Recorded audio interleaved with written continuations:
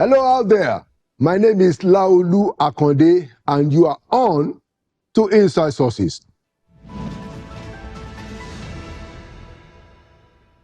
But first, here is my take for today entitled, Who Will Tell the President Part 9?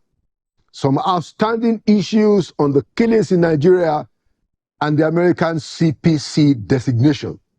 Who will tell the president that our failure in ensuring adequate internal security as a country, the people and the government over the years, with at least 3 presidential administrations, has now become a big foreign policy crisis? In the last several weeks, top officials of the Tinubu administration have held some important meetings with top U.S. government officials, especially congressmen, one in Washington, D.C., and another here recently in Abuja. But who will tell the president that the perception of the American government and people and that of the international community will not change until Nigeria, as a government and as a people, until we confront the issue fully and take difficult decisions grounded strictly in facts and reality?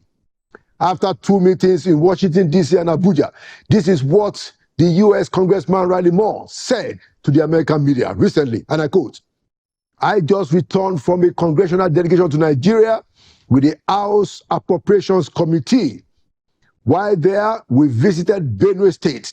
We met with Bishops Anagbe and Dugu and the Tortif. We met with suffering IDPs who are all Christians.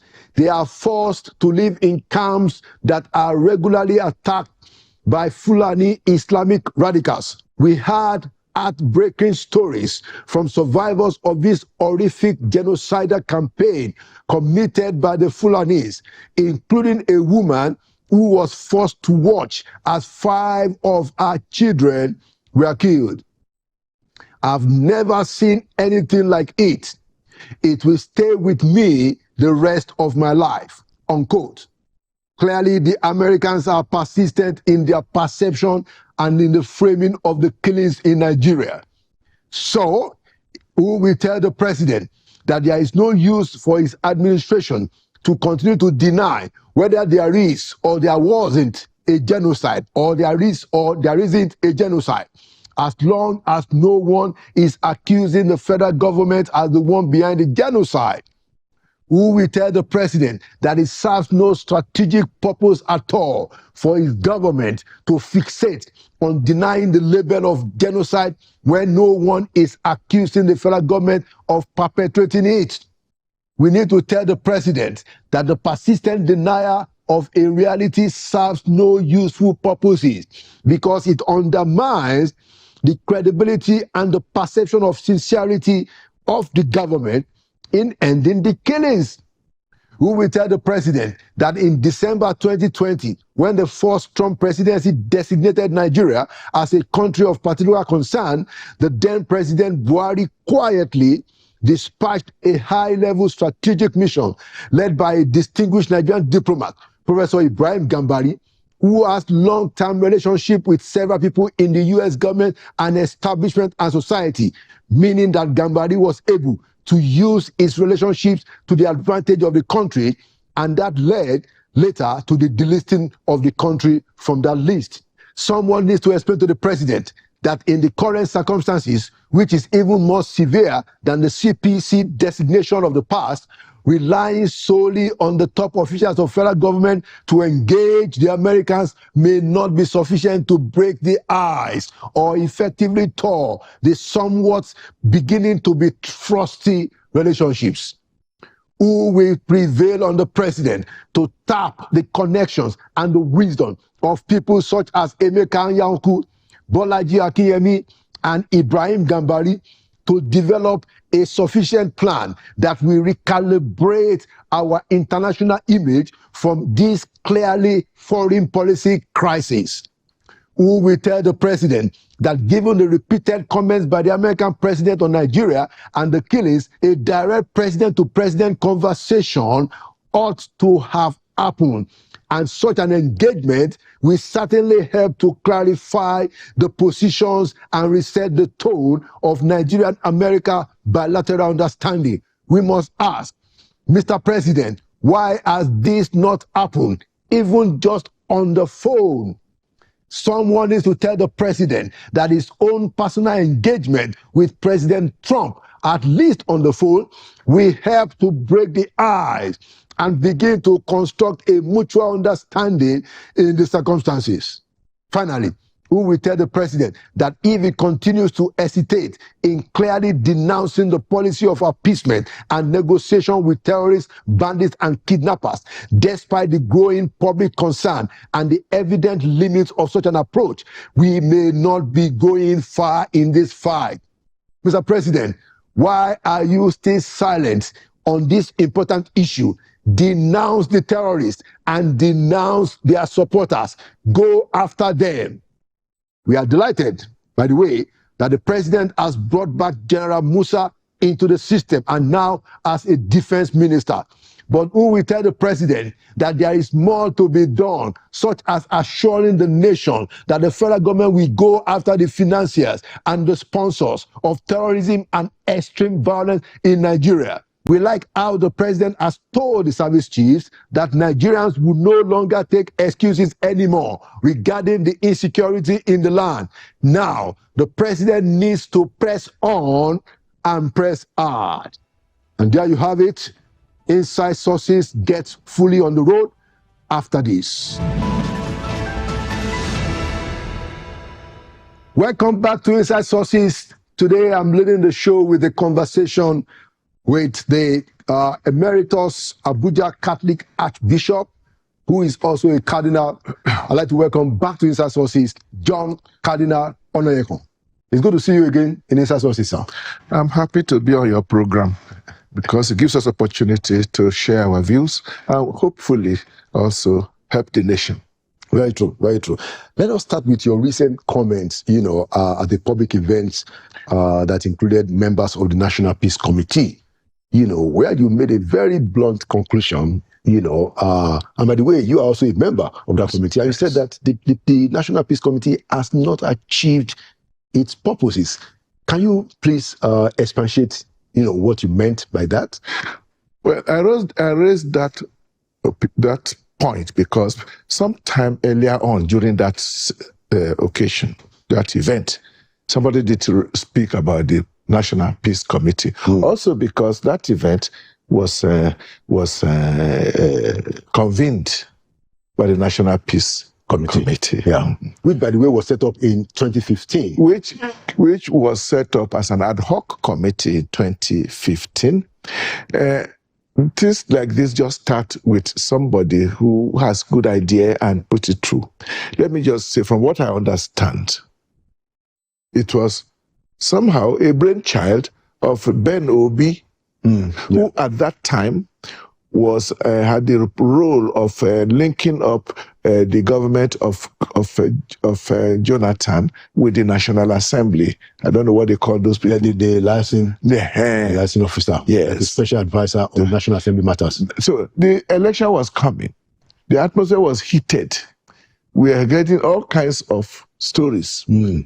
Hidden agenda or some not so hidden.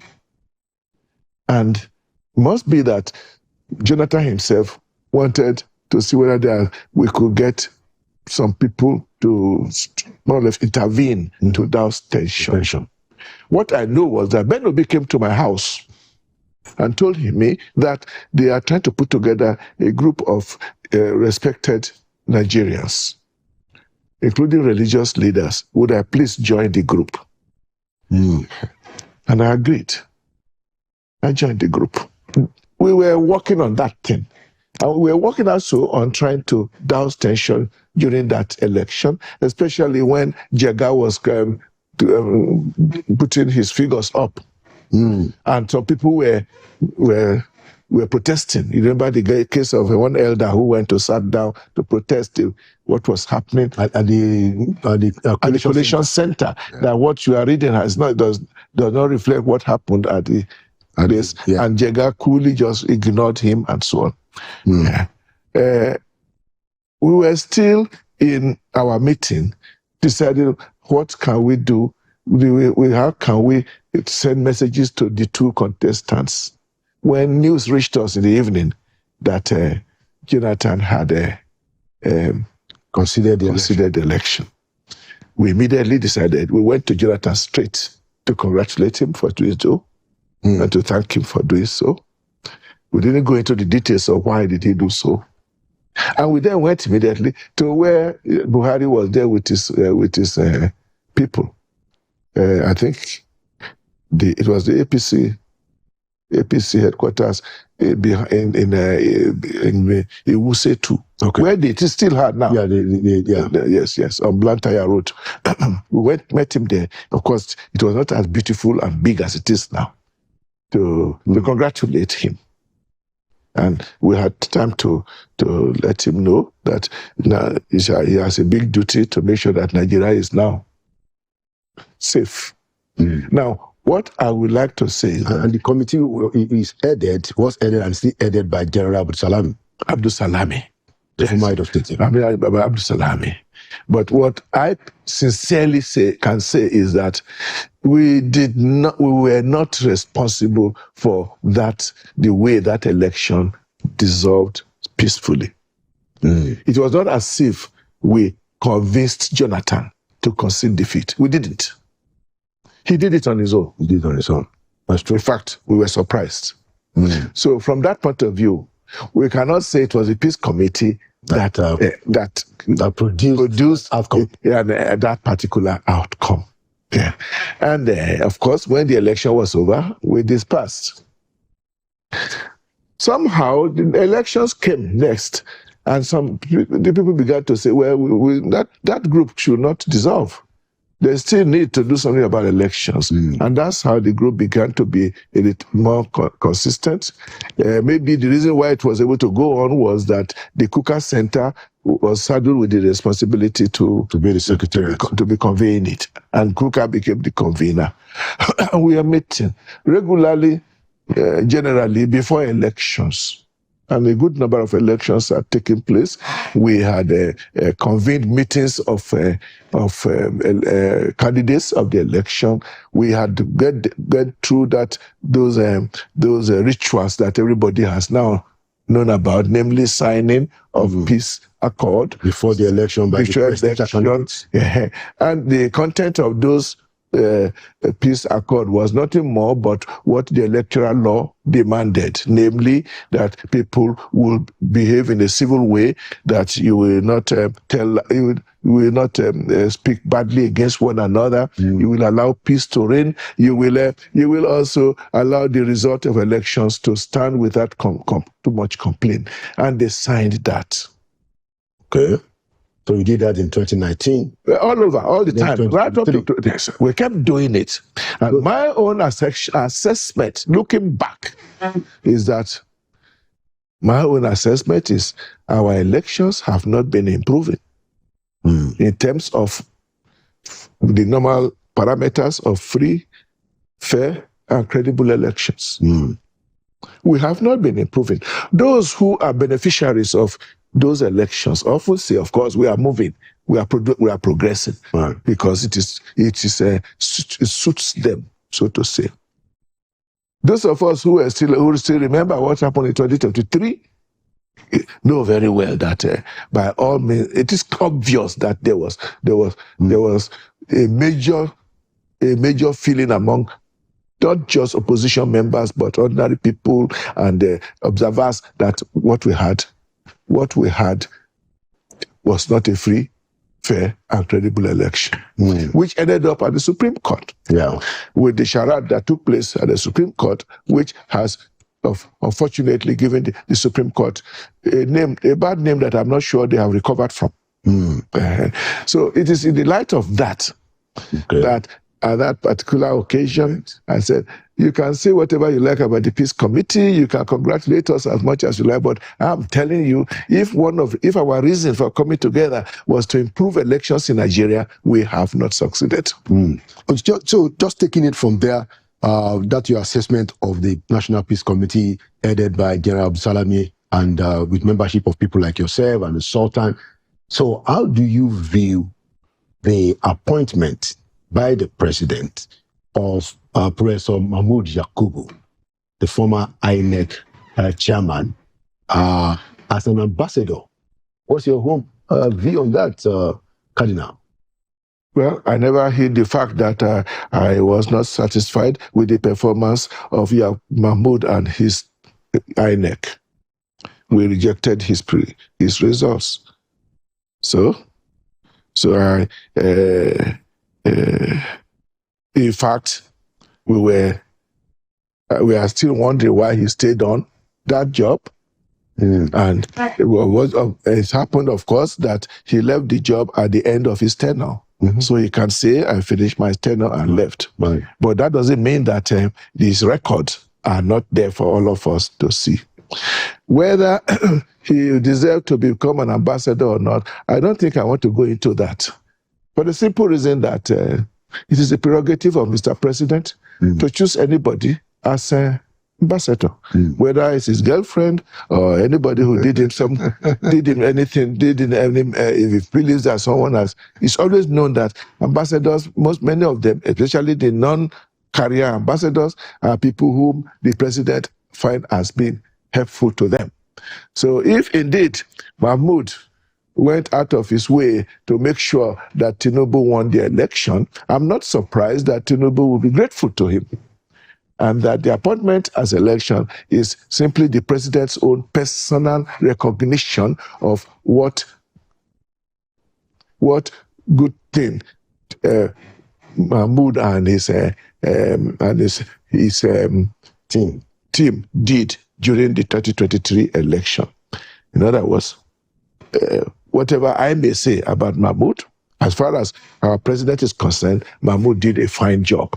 And from that point of view, there's no need for us to even discuss it. I'm not even sure we need to ask whether Mahmoud will be a good ambassador or not. I don't know. And we can't, what about others who are on the list?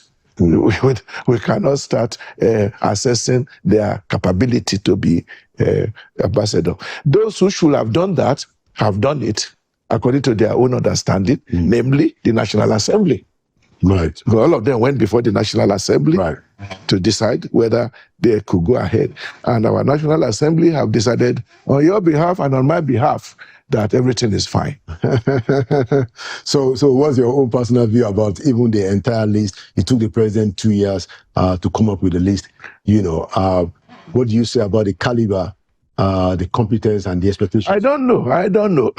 The same thing like Buhari, who took 6 months to come out with a list of ministers. And what he came out with was something that we will say, is this all we were waiting for?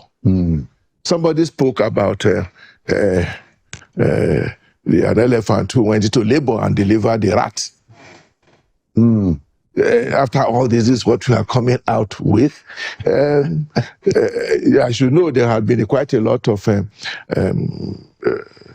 concern expressed to the Mr. President and the government in power that we should not be leaving our major embassies without ambassadors for too long. So that he eventually started filling the spaces is something that we are very grateful for. How he feels it, whom he puts there, is quite another matter. Yeah. You could say better to have somebody who may not be very competent than to have nobody at all. Because, again, it also depends on what you want your ambassador to do for you. Maybe the people he has put there are the kind of people who will do the kind of thing he wants the ambassador to do.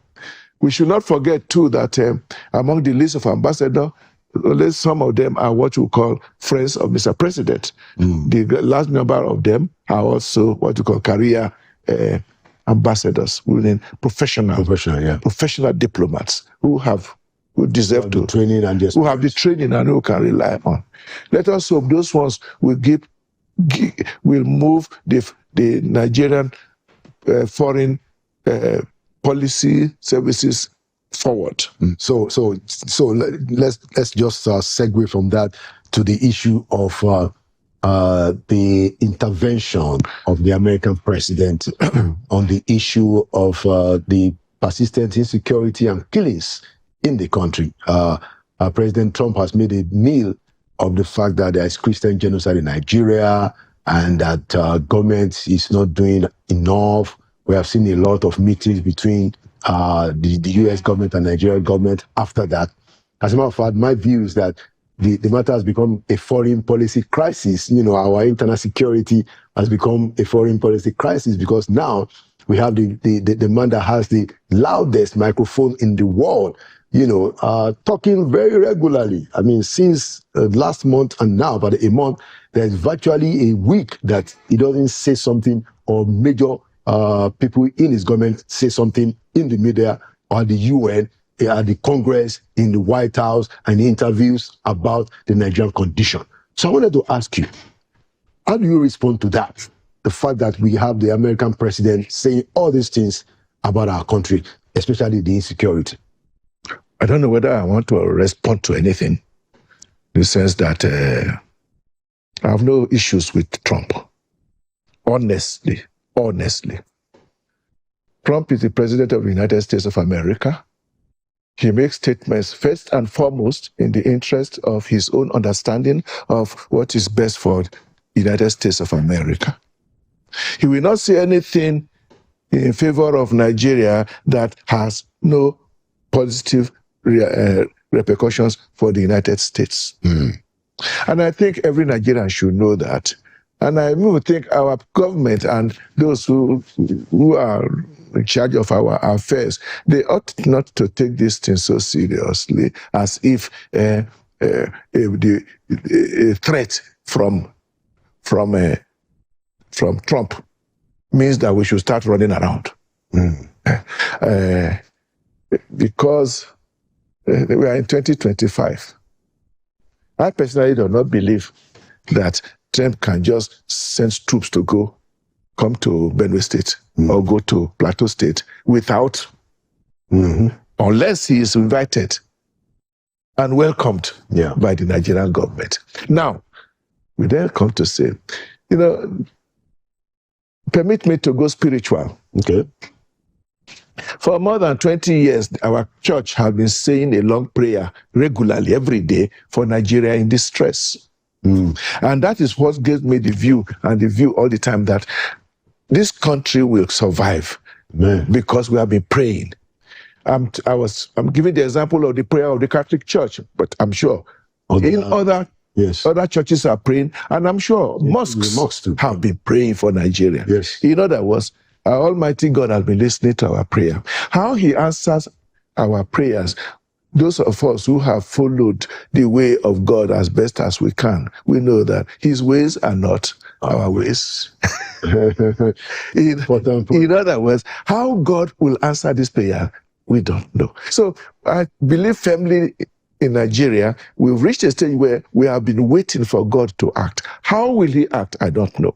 What I can say is that the very much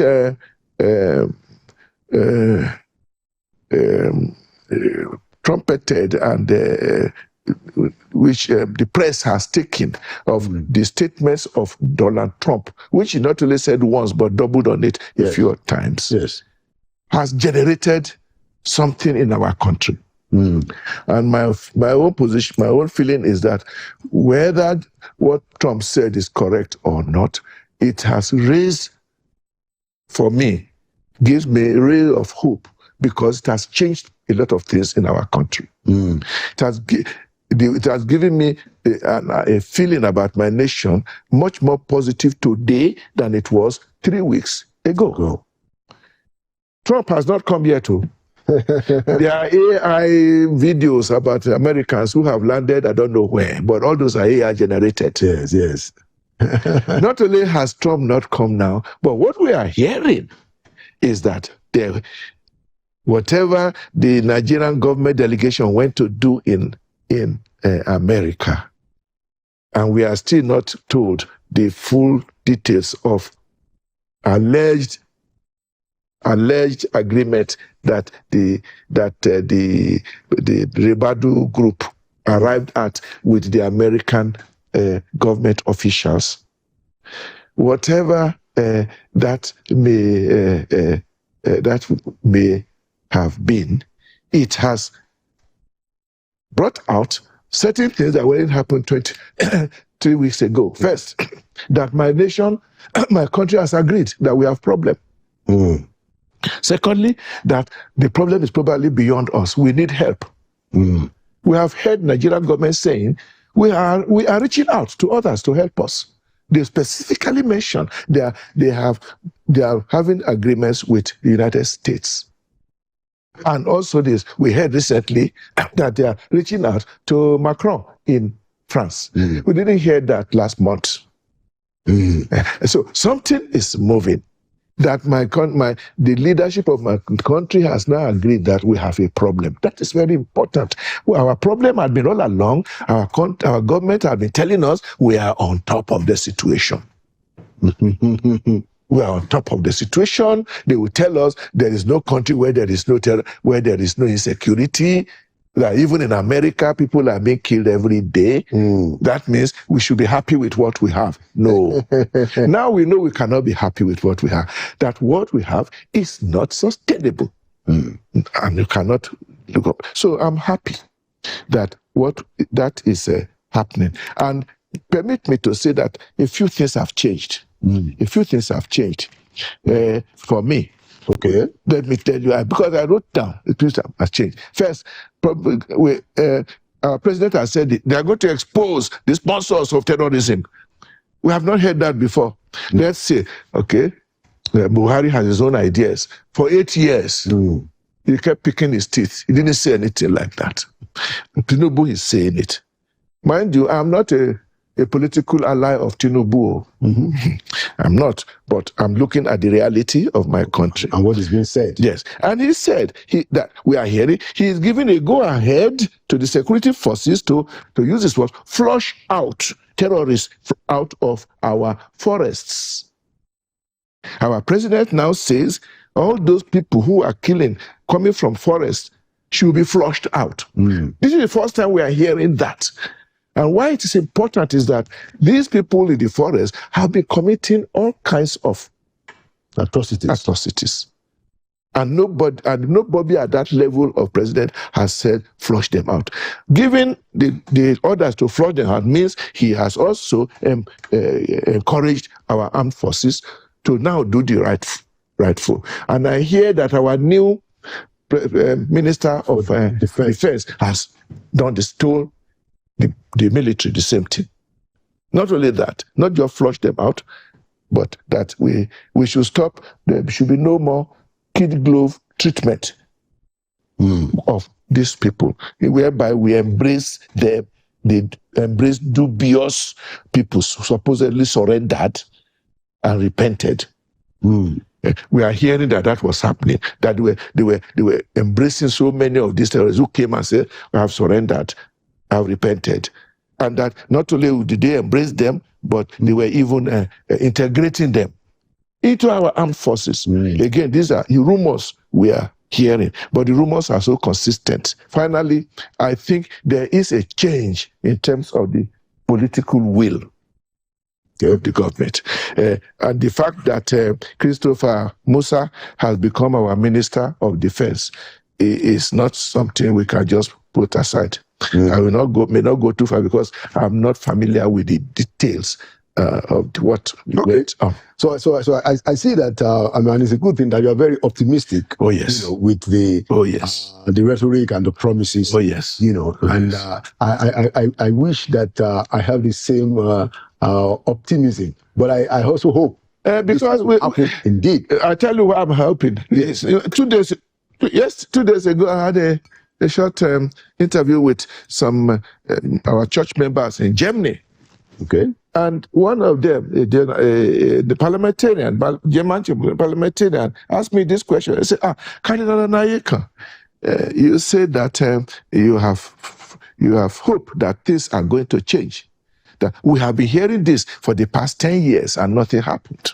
What gives you reason to believe that now something will change? And I told him, I think something has happened in the last few weeks which never happened before. Okay. And one of the things I said, I also told, first of all, we have been praying, and we believe that our prayer is not for nothing. Yeah, and I agree with you. And secondly, our country has gone down. And I think we've reached the rock bottom. There's nowhere else to go but to climb up. Okay. And it is time to climb up. Okay. Just one last question because of our time. I wanted you to also address the question of Christian genocide. The American government makes a big deal of it. The Nigerian government is pushing back. You know, I have my own views, but I'd like to hear my view. What do you think about it? My view is this. I would just unnecessary debate over word. It's clear now that the word genocide means different things for different people. But in my own position is that if anybody says what I have suffered is for me genocide, if the Bishop of Makurdi says what I have witnessed from my members of my church, members of my family, where villages are being routed and Fulani herdsmen have occupied our villages, and our people are all lumped in a IDP camp, and a lot of our people have been slaughtered. And he says, what I'm feeling is that my people are being targeted for extinction, which is called genocide. Right. My own feeling is that if anybody feels like that in Nigeria, and he gives this as his reason, we should not say he should shut up. We should not say he should shut up. That is how he feels. And I think his feelings should be taken seriously. The fact that I don't feel that way here in my nice house in Asokoro doesn't mean he should not be saying so. However, when you go abroad to speak, especially at that level, then your statements can be taken too strictly word for word. And when the bishop spoke about genocide against my Christian people, in other words, gave the impression that whatever the people of Benue State, the thief people in Benue State were suffering is because they were Christians. Now, that is not, I'm not sure that is the reason. I'm not sure because they are Christians that they are being attacked. Or that may not be the only reason. Obviously, we have been talking about land grabbing. About people who just want fresh land to take over. So when you turn it into a religious thing, you may manage to acquire some kind of sympathy in certain levels, but you may also be creating other problems later. That is why when Trump says he's coming to defend, protect his cherished Christian brothers in Nigeria, I said, wait a minute, did I beg you? Well, I know that I'm a Catholic, so I cannot deny what happened, what Bishop Anagbe went to do because he addressed these people. Yes, he addressed it. I was there too. Okay, he addressed them. So, but was he speaking on behalf of all Christians in Nigeria? Don't we have a way of gathering our ideas? And the fact that this thing is creating some kind of issues shows that we'll do better to go beyond what we are saying. My own personal opinion is that it is good that the world is now aware that too much killing is going on in Nigeria. So very, very and the killing has reached the stage that it can be described as genocide. Now, genocide against whom? Genocide by whom? All these have to be spelled out much better. So if our country has begun to realize that we have to, it's enough, the killing is enough, not just the direct killing of herdsmen or armed militia, because many of those people whom we call herdsmen are not really herdsmen. They have no cows, but all they have was AK-47. So they are militia. Unfortunately, they claim to be Muslims. So even though my Muslim friends are not happy when we call them Islamic militia. I spoke to them like that at Nairek. I beg, please understand that for us, they are Muslims. And I'm not saying that they are acting on your behalf. Exactly. But they are Muslims. Okay. And I'm requesting you, please, to understand. Don't deny them. Please try and engage them, because you are the only ones who can help us with them. Okay. Thank you so much, Archbishop Cardinal Onayekon, for your very deep insights. Let me end up. I have to end up something on a positive note. Okay, quickly, sir. Yeah. Yes, quickly. That we need to work a bit harder now, especially with the present. The Italian will say "l'aria che tira," meaning the kind of wind that is blowing around us. We have to make more effort to bring our nation together, because what we need now is a united nation that will tackle the common enemies that we have.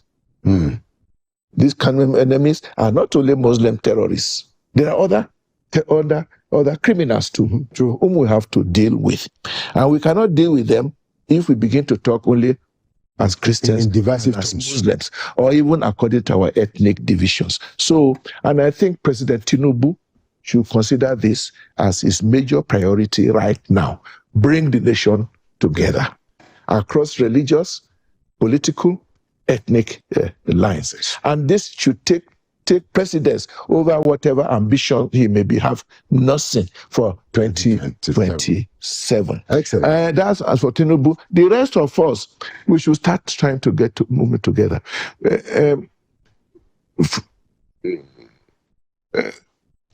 We have been polarized for too long. Christians have been meeting and deciding what are we going to do. And we are even saying we must start working out how we can buy our own guns and so on, and arm our boys. And maybe Muslims too have been talking on their own. And maybe they have been also imagining, what does Tinubu mean when he comes to defend, to protect his Christians? What will he do to our... This is the kind of thing we have been hearing.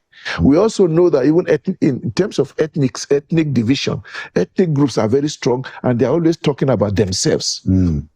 Is it about time that we start talking together As Nigerians? As Nigerians. I agree. That Christians and Muslims sit down and talk. Hausas, Fulanis, and the Igbos and Yorubas sit down. And all the minorities. Yes. Talk. Thank you so much. That's very... I'm not a Marxist, but I love what they say. A nation united can never be defeated. Thank you so much. And I like the positive note that you ended the conversation with, and I agree entirely. Yes. That we need to rally together.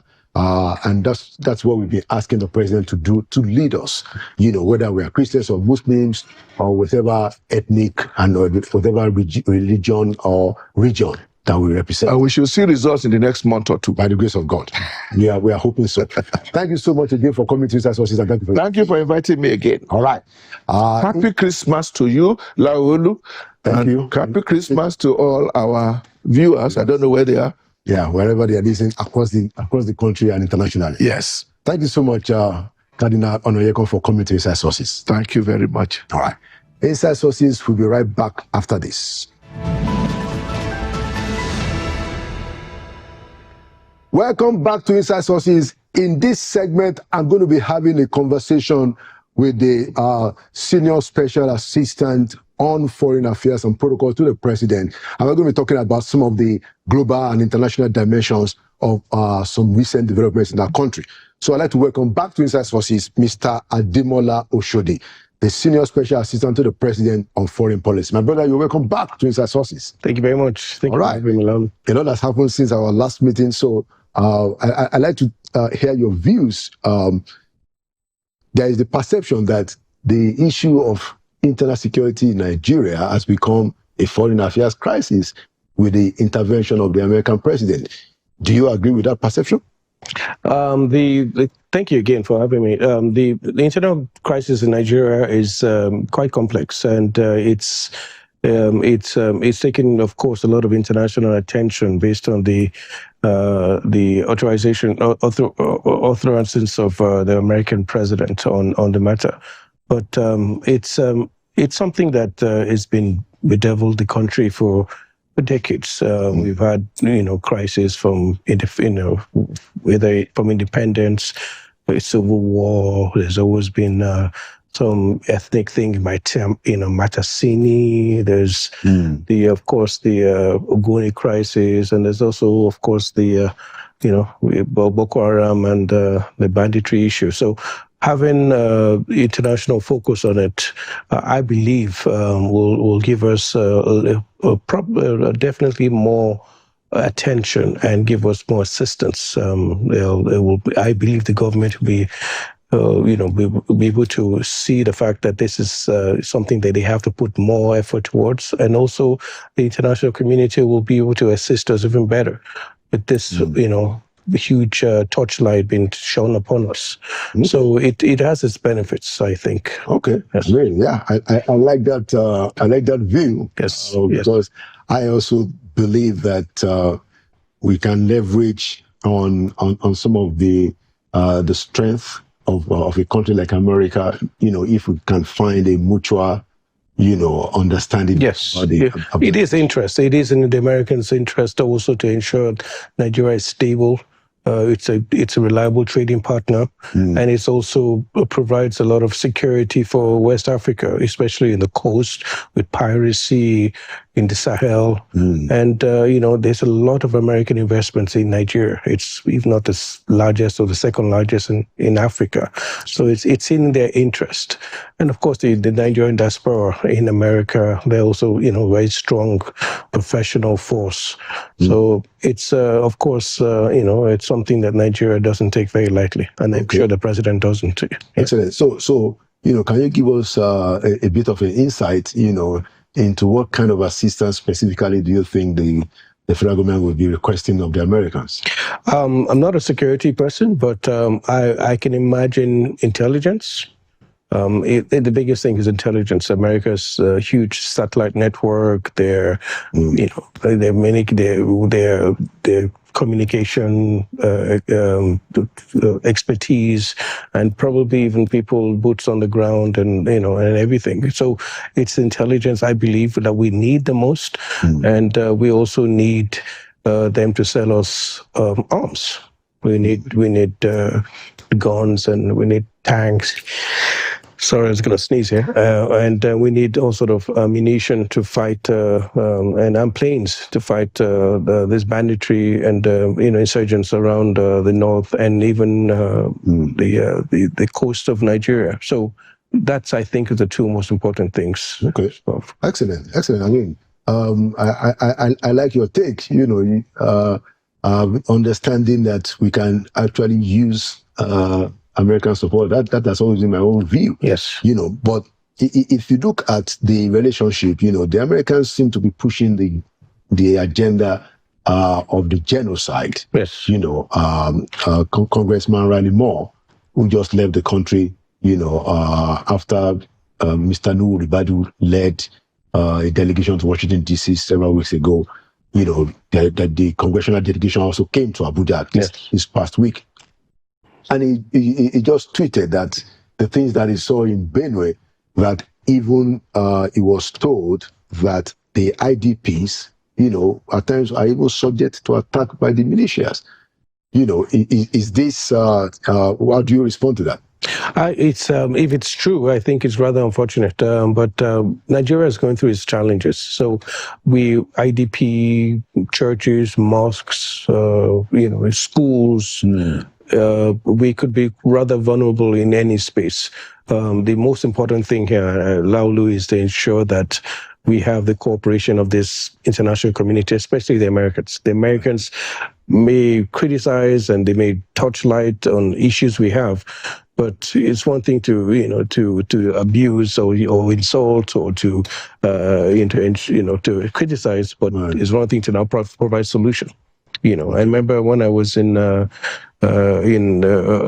school way back, and my lecturer would tell me that tell us that it's easy to criticize the West, I talk about colonialism, talk about imperialism, and things like that. But a lot of it is also how the West can has moved beyond that. We can't keep holding on history, moved beyond that to provide as much assistance as possible, even though it's in their interest. So it's important we move away from finger pointing and find real solutions. The IDPs are very, very, it's really a rather unfortunate position. I went to one, I think, years ago in the early days in Bonu, and it was just very brief. But it's the fact that they have left their homeland and they've been deprived of so many things, and school, security, and everything. It is rather unfortunate. And any attack on any Nigerian, it should be taken very serious. Excellent. Yes. Let's move on to the issue of the coup in Republic of Benin. Yes. Of course, Nigeria responded very swiftly and supported the Talon administration. Yes. But a lot of Nigerians have been saying that, hey, we have our own crisis here, and we haven't seen enough, to try and reduce our problem, confront it frontally, and now we are going to help Republic of Benin. We are deploying fighter jets. Can you just help us clarify how it is the government is able to balance these things? Laulu, I can bet you I was ready for this question. Everybody in social media, a lot of people in social media, have been very critical of Nigeria's intervention. I think there's more praise than actual criticism, but that's just me. It is really, really important we stabilize our region. It affects us. We talk about banditry, we talk about Boko Haram. These people get supplies of arms from other parts of Africa, from the breakdown of the Libyan state, from the removal of Colonel Gaddafi. There's also roaming people, insurgents and rebels in Niger, Burkina Faso that are infiltrating our borders. There's issues of banditries and, cross-border movement. So, and then there's this military takeover in most of our neighboring countries. You understand? We can't speak with these people. They've left Niger, Mali, and Burkina Faso have left ECOWAS. We don't have a good relationship with them. Benin happened to be the same thing, which is one of our biggest trading partners in West Africa. Yeah. I mean, even right in our backyard. Absolutely, trading that could be legal and illegal, with smuggling and also officially with ECOWAS. It is important we don't have a state that is unstable there, a military government that has usurped the wishes of the people, and a military government that will incite other people to take up arms against a democratic government. So you think a successful coup in Benin will be the end of it? You don't think another soldier will come in Benin and feel enticed? Somebody will come up in another West African country and be disinfected by this huge contagion of military takeover. So it's important we safeguard our borders, our neighboring countries, and it affects us. We talk about, we can never defeat criminality in Nigeria. Never. In no country has. There's always some issue or the other. There's always a challenge. But we can safeguard our country by also, I stress also, ensuring our neighbors are in a better, stable position, for our own security. And that's what the president did by intervening with the request of the Benin government to safeguard democracy in that state. Back to the issue of ECOWAS. The ECOWAS last week, a few days ago, announced that it was declaring a state of emergency in ECOWAS. Can you explain to us what that meant? It's basically saying that there's now a legal framework for ECOWAS countries to cooperate and focus on security that is affecting everybody. The issues of again, criminality, banditry, and especially coup d'etats and attempted coups. So ECOWAS has now said, look, we now have the legal means to cooperate. If there's a coup attempt, there could be an opportunity for ECOWAS to intervene, and if there's For instance, if there's there's a flow over of rebels or of people coming to a different state, ECOWAS can easily intervene with this standby force of 6,500 troops. So Nigeria did a magnificent job in on moving fast in Benin, and we did that with the legal framework, with the presidency of Benin inviting Nigeria and ECOWAS. And that's number one. Number two, we had, for instance, we had the president still operational. That helped. And we also had the fact that, there was operational forces on ground. So Nigerian planes moved in, troops on standby. All these things quickly helped. And if we didn't do that, I think we had another successful coup in West Africa. Exactly. And that would be quite comfortable, because we already have a military government in Niger. Yes. And so many other countries. There's also Burkina Faso. Yeah, well, I'm even talking about the body countries. Yes. My view is that we couldn't afford, another neighboring country like Benin. So I support the fact that we had to intervene. But of course, we want our military to also be as decisive, internally. But now it's important to also mention, as much as we can be full of praise of ECOWAS, ECOWAS too has to find a mechanism to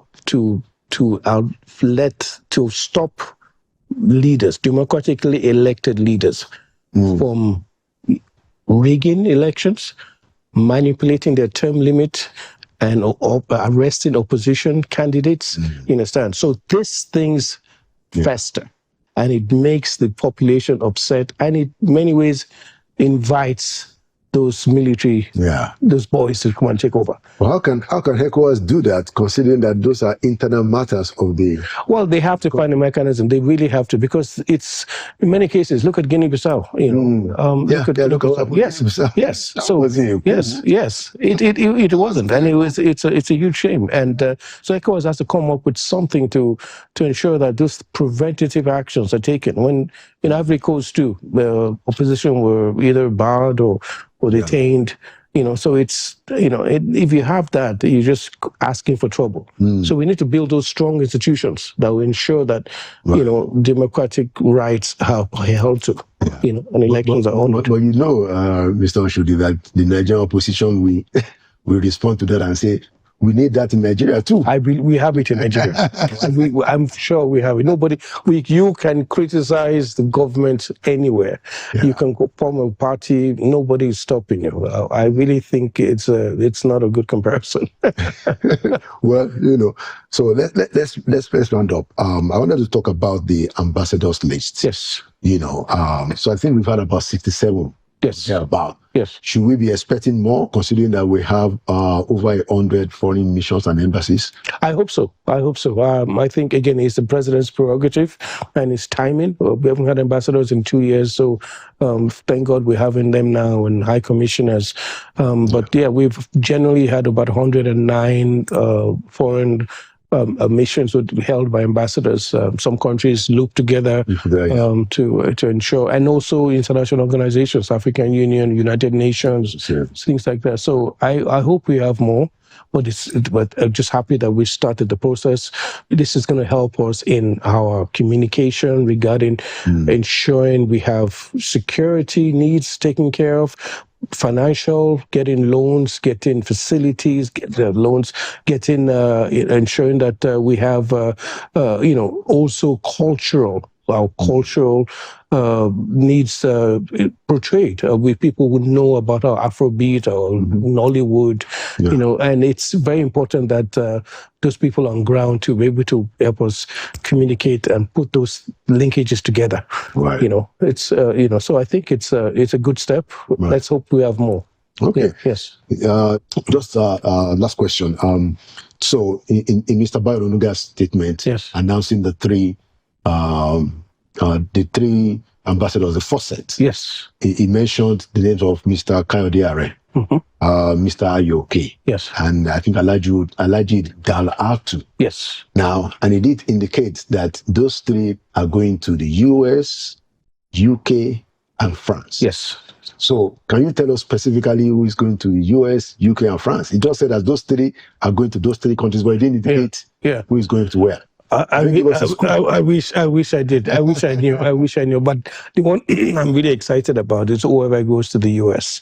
With all the attention from the Donald Trump administration, we need somebody ready to be on ground, to be able to speak with the senators and speak to the administration and ensure that Nigeria is not looked down upon as a dead country. Hopefully we can get those ambassadors, like you said, on the ground. Yes. But how long do you think it's going to take, for them to, now that they have been cleared? Yes. About 67 of them have been cleared. How long do you think it will take for them to get on the job in their postings? Yeah, this is it. So the president has nominated them. The Senate has vetted, and the Conservative Committee has approved them. So they're just going to go to the Senate itself for the vote. Okay. So that's the next phase. And after that, they'll go through some sort of training on induction.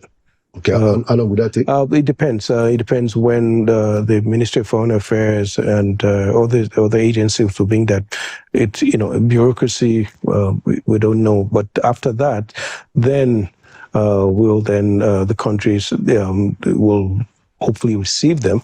But the countries receiving them is not always this uniform. So they're different stages. So some will take time. Some, will tell them to wait. Some other people will say, come, but you can't present your papers, so your accreditation for weeks, maybe even months.